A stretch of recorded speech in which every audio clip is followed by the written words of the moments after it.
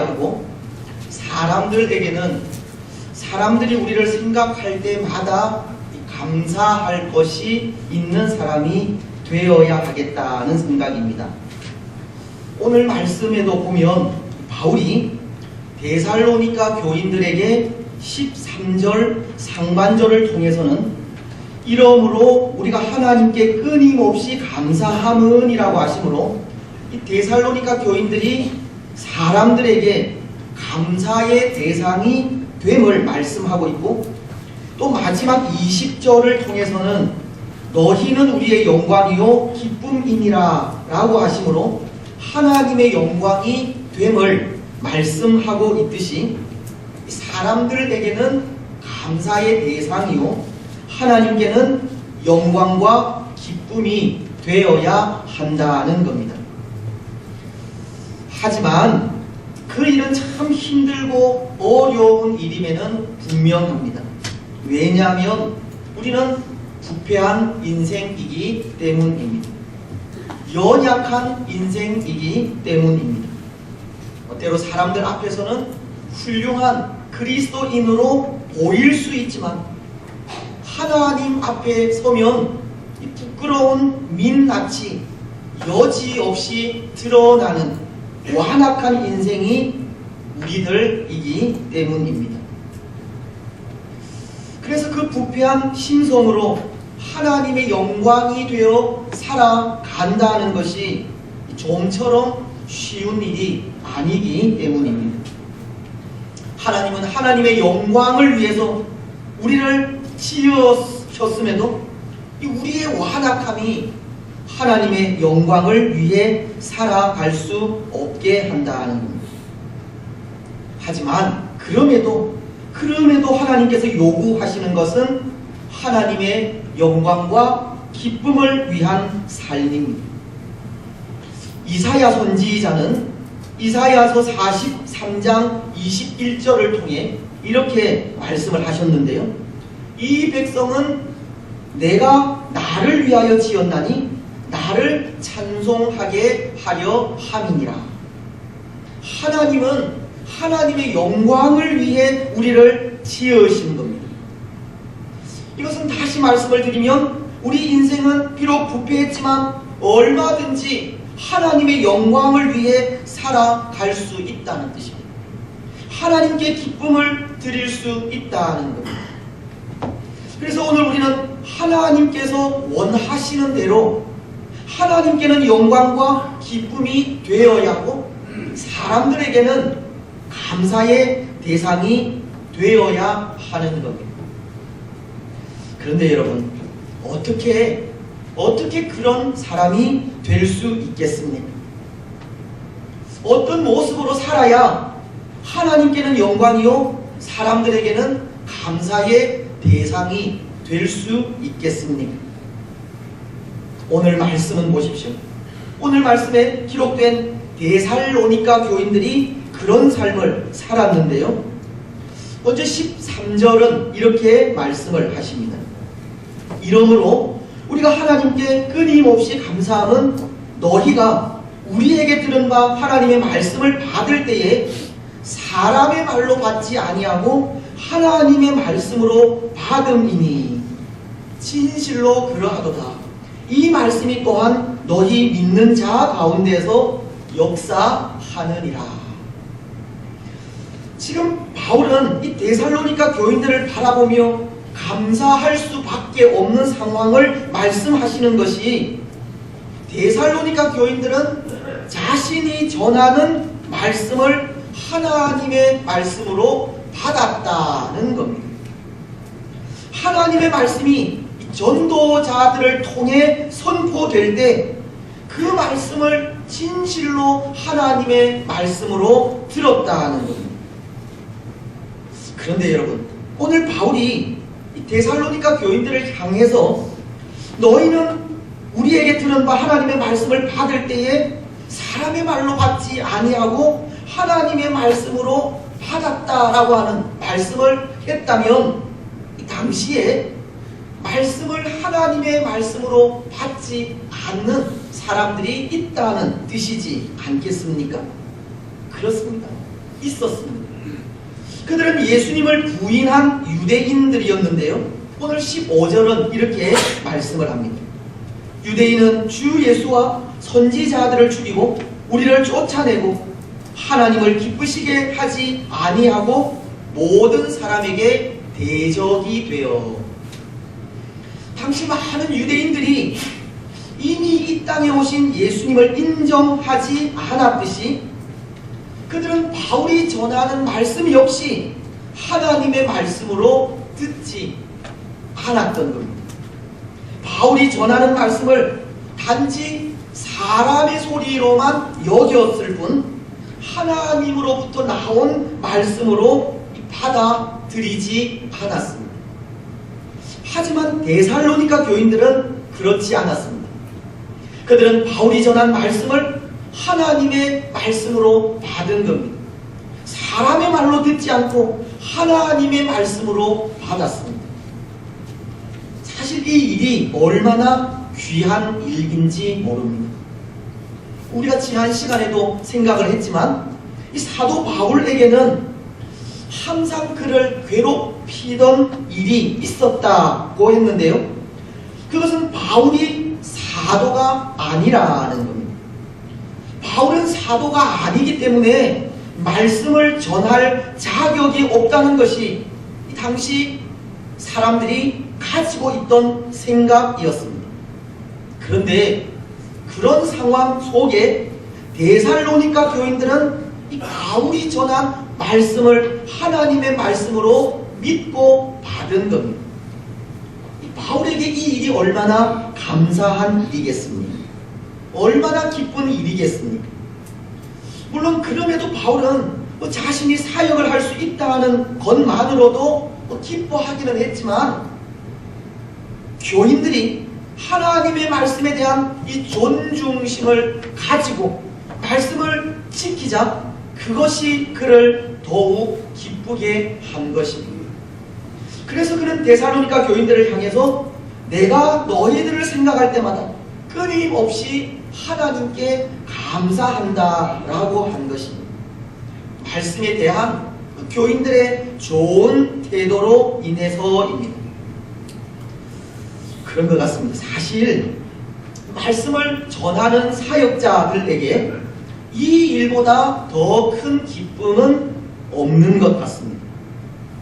말씀을 듣는 성도들이 말씀에 대한 존중심을 가지고 그 말씀이 하나님으로부터 나온 말씀임을 인정하고 받아들이는 것보다 더 큰 기쁨은 없다는 겁니다. 왜냐하면 때로 오늘 이 시대는 이 증거되는 말씀을 여러 이유를 붙여서 거부하거나 하나님의 말씀으로 받지 않는 모습들이 많기 때문입니다. 또 때로는 말씀을 가려서 이 받을 것만 받는 경우도 있기 때문입니다. 말씀을 전하는 사역자들은 능력과 성령과 큰 확신으로 말씀을 전하지만 그 말씀을 아무렇지도 않게 받는 경우가 있다는 겁니다. 그런데 그것은 또 얼마나 마음 아픈 일인지 모릅니다. 물론 말씀을 전하는 분들 가운데에는 성령의 능력과 확신 없이 전하는 사람들도 있어서 하나님의 말씀을 흐리고도 있지만 이 전해지는 말씀을 하나님의 말씀으로 받지 않고 사람의 말로 듣는다는 것은 참 마음 아픈 일입니다. 왜냐하면 하나님의 말씀으로 받지 않을 때 말씀은 역사하지 않기 때문입니다. 오늘 13절 하반절은 이렇게 말씀을 하시지 않습니까? 이 말씀이 또한 너희 믿는 자 가운데에서 역사하느니라. 말씀이 역사하는 것은 말씀을 믿음으로 받아들일 때라는 겁니다. 말씀에 대한 믿음이 없다든지 말씀을 사람의 소리쯤으로 생각하면 그 말씀은 역사하지 않는 겁니다. 말씀의 능력을 힘입을 수가 없습니다. 히브리서는 4장 12절을 통해 이 말씀의 역사를 이렇게 말씀하고 있는데요. 하나님의 말씀은 살아있고 활력이 있어 좌우에 날선 어떤 검보다도 예리하여 혼과 영과 및 관절과 골수를 찔러 쪼개기까지 하며 또 마음의 생각과 뜻을 판단하나니. 하나님의 말씀은 활력이 있다고 합니다. 이것은 말씀이 살아있는 것이기 때문입니다. 생명이 있는 말씀이기 때문에 그렇습니다. 말씀은 공허한 것이 아니고 열매 맺지 못하는 것이 아니라는 겁니다. 그래서 이사야 선지자는 이사야서 55장 11절을 통해 이렇게 말씀을 하셨습니다. 내 입에서 나가는 말도 이와 같이 헛되이 내게로 되돌아오지 아니하고 나의 기뻐하는 뜻을 이루며 내가 보낸 일에 형통하리라. 여러분, 하나님의 말씀은 그 말씀이 하나님으로부터 나온 말씀임을 인정하며 받을 때 역사합니다. 말씀을 하나님의 말씀으로 받을 때 그 말씀이 우리의 혼과 영과 관절과 골수를 찌르고 우리를 형통하게 하는 것입니다. 우리는 선포되는 말씀을 하나님의 말씀으로 받을 줄 알아야 하고 말씀 앞에 겸손해야 하며 말씀에 대한 존중심을 가지고 지켜가야 합니다. 그런데 때로 하나님은 이 구약의 성도들을 책망하실 때 그들의 부패하고 그 패역한 모습, 그 불신앙을 책망하시면서 그들의 그 불신앙이 바로 하나님의 말씀을 대하는 태도에 있다고 하셨습니다. 우리는 흔히 생각하기를 시대가 부패하고 혼란스러운 것은 시대를 선도할 바른 지도자와 바른 말씀이 없어서 그렇다, 그런 생각을 하기도 하지만 하나님은 시대가 부패한 것은 하나님의 말씀이 없어서가 아니고 바른 지도자들이 없어서도 아니라고 하셨습니다. 선지자들에 의해서 하나님의 말씀은 여전히 들려지고 있지만 말씀을 하나님의 말씀으로 듣지 않고 이 말씀에 대해 불신하는 것이 시대적인 부패와 혼란을 초래하는 것이라고 하셨습니다. 비록 부패하고 패역한 시대라 할지라도 하나님은 그의 기록된 말씀으로 또 말씀을 맡기신 자들을 통해서 변함없이 말씀하고 있었다는 겁니다. 구약 성경인 에스겔서를 보면 33장에 이런 말씀이 나오는데요.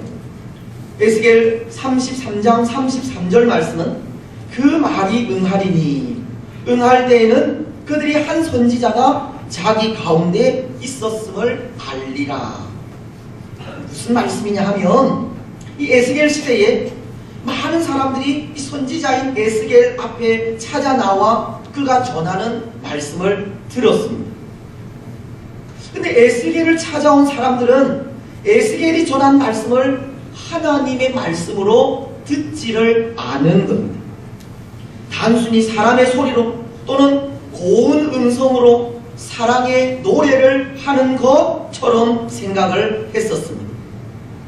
그런데 심판날이 오고 심판대 앞에 선 사람들에게 하나님은 이렇게 묻습니다.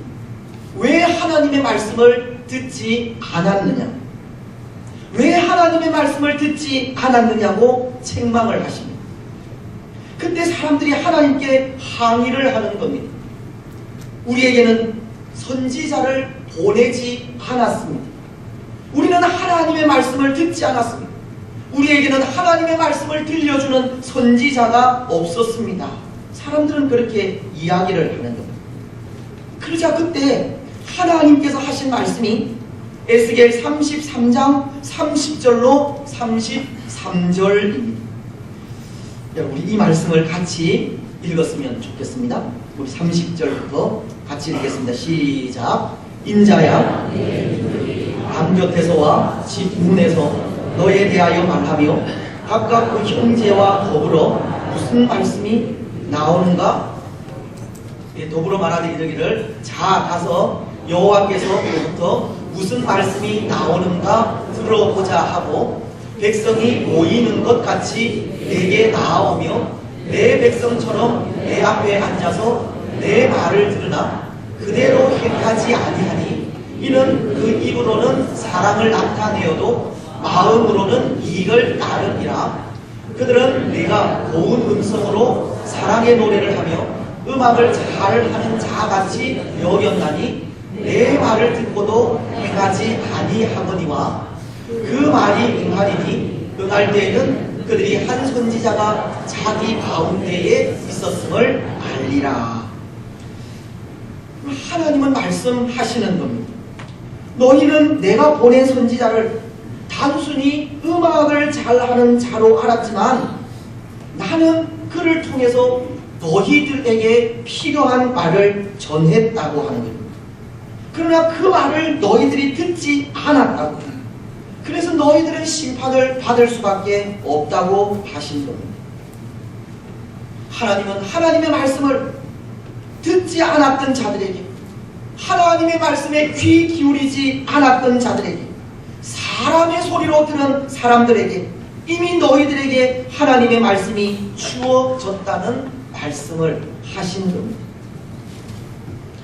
그렇습니다. 사랑하는 여러분, 하나님은 오늘 우리에게도 변함없이 말씀하고 있습니다. 기록된 성경, 하나님의 말씀, 성경으로도 말씀하시고 말씀을 증거하는 사람들을 통해서도 말씀을 하십니다. 오늘 우리가 그 말씀을 읽지 않고 묵상하지 않으며 이 말씀을 단순히 사람의 소리와 교훈으로 받아서 그렇지 하나님은 항상 우리에게 말씀하고 있는 겁니다. 사랑하는 여러분, 오늘 우리는 증거되는 말씀을 하나님의 말씀으로 받으셔야 합니다. 기록된 성경을 읽고 묵상하며 지켜야 합니다. 그래야 이 말씀의 능력을, 말씀의 역사를 경험할 수 있습니다. 그래야 하나님의 말씀이 살아 역사하는 것을 볼 수 있습니다. 여러분, 오늘 우리는 믿음으로 말씀을 받으시고 말씀을 통해 하나님의 역사를 경험하시며 그 일을 통해서 하나님의 영광이 되시기를 바랍니다. 이제 또 하나, 오늘 데살로니가 교인들이 하나님의 영광이 된 것은 14절이 가르치고 있습니다. 말씀을 보시면 이렇게 기록을 하는데요. 형제들아, 너희가 그리스도 예수 안에서 유대에 있는 하나님의 교회들을 본받은 자 되었으니 그들이 유대인들에게 고난을 받음과 같이 너희도 너희 동족에게서 동일한 고난을 받았느니라. 이 말씀은 오늘 데살로니가 교인들이 유대에 있는 하나님의 교회를 본받아 그 모습을 통해 하나님의 영광이 되었다라고 하는 말씀인데요. 이 데살로니가 교인들은 유대에 있는 하나님의 교회, 즉 예루살렘 교회를 본받았다는 겁니다. 그런데 그 본이 배우기 쉽고 따라하기 쉬운 모습을 본받은 것이 아닌 것 같습니다. 오늘 14절 이하의 말씀들을 보면 유대에 있는 교회들이 유대인들로부터 죽음에 이르기까지 하는 고난을 당했다고 하는데요. 이 데살로니가 교인들은 바로 그런 고난까지도 본받았다라고 말씀을 하시기 때문입니다. 그들이 유대인들에게 고난을 받음과 같이 너희도 너희 동족에게서 동일한 고난을 받았느니라. 여러분, 그런 것 같습니다. 앞선 교회의 좋은 모습을 본받기는 쉬운 것 같습니다. 성장하는 교회의 좋은 점, 앞서가는 교회의 발전된 교육 방법, 그것을 따라하기는 쉽다는 겁니다. 하지만 그 교회가 성장하기까지 교회가 경험한 환난과 고난, 시험, 어려움까지 본받는다는 것은 쉬운 일이 아닙니다. 왜냐하면 오늘날은 이 교회들마다 고난을 좋아하지 않기 때문입니다. 오늘 많은 교회들은 고난 없는 영광을 얻고자 하기 때문입니다. 하지만 반드시 기억해야 할 것은 교회는 고난 없이는 성장하지 않는다는 사실입니다. 성도는 고난 없이 성숙하지 않는다는 사실입니다. 고난이 없이는 생명은 그 가치를 인정받지 못합니다. 초대교회가 고난 속에 성장했듯이 고난을 회피하면 아무리 초대교회를 닮아 가려고 해도 그 교회 이상은 될 수 없습니다. 고난 속에 영적인 성장은 있기 때문입니다. 저는 이웃 나라인 일본을 여러 번 다녀온 적이 있습니다. 그 처음에는 일본이라고 하는 나라의 차분하고 조용한 분위기가 좋아서 다녔었지만 이 일본에 대한 하나님의 손길을 느끼면서부터는 일본의 교회를 시작하신 하나님의 손길을 좀 더 가까이 느끼고자 선교 유적지를 중심으로 다녀올 때가 많았습니다. 특히 이 큐슈 지역에 나가사키라는 곳이 있는데요. 그곳은 우리가 잘 알듯이 제2차 세계대전 당시에 원자 폭탄이 떨어진 곳입니다. 근데 그곳은 지금으로부터 약 450여 년 전에 천주교가 전파된 이 기독교 역사에 아주 유래가 깊은 곳이기도 합니다. 근데 천주교가 전파되고 성장해갈 당시 이 그리스도인들이 받은 핍박이 얼마나 많은지 모릅니다. 일본은 특히 온천 지역이 많지 않습니까? 이 나가사키 근처에 운젠이라고 하는 이 자그마한 온천 도시가 있는데요. 이 기독교인들을 그곳으로 데리고 가서 이 펄펄 끓는 그 온천물에 몸을 담그는 그런 고문을 하기도 하고 또 예수님처럼 십자가로 처형을 하기도 했었습니다. 이후에 오랜 세월이 흐른 이후에 이 나가사키의 니시자카 언덕에 그렇게 죽은 순교자들을 기념하는 기념관을 세웠습니다. 근데 그 기념물 중에는 26인의 순교자를 기념하는 이 조각물이 있습니다. 이 사진은 좀 보여주시면 좋겠는데요. 이 사진을 보시면 그 조각물에 이 조각물을 통해서 제가 받은 이 감동이 있습니다. 그림을 좀 크게 좀 보여주시면 그 다음 그림이 좀 크게 나올 것 같은데, 이 사진을 자세히 보시면 중간에 저처럼 키가 조금 작은 그런 사람들이 있습니다. 저 사람들이 키가 작기 때문에 제가 감동을 받은 것이 아니라 이들이 아이들인데요. 그 당시에 12살, 13살, 15살이었다고 합니다. 이 아이들도 부모들과 함께 이 십자가로 순교를 당했는데, 그때 여기 이 12살 되는 아이가 이런 말을 했다고 합니다. 자기가 져야 할 그 십자가를 찾아다니면서 이 처형을 하는 그 관리에게 어느 것이 내가 져야 할 십자가인가요?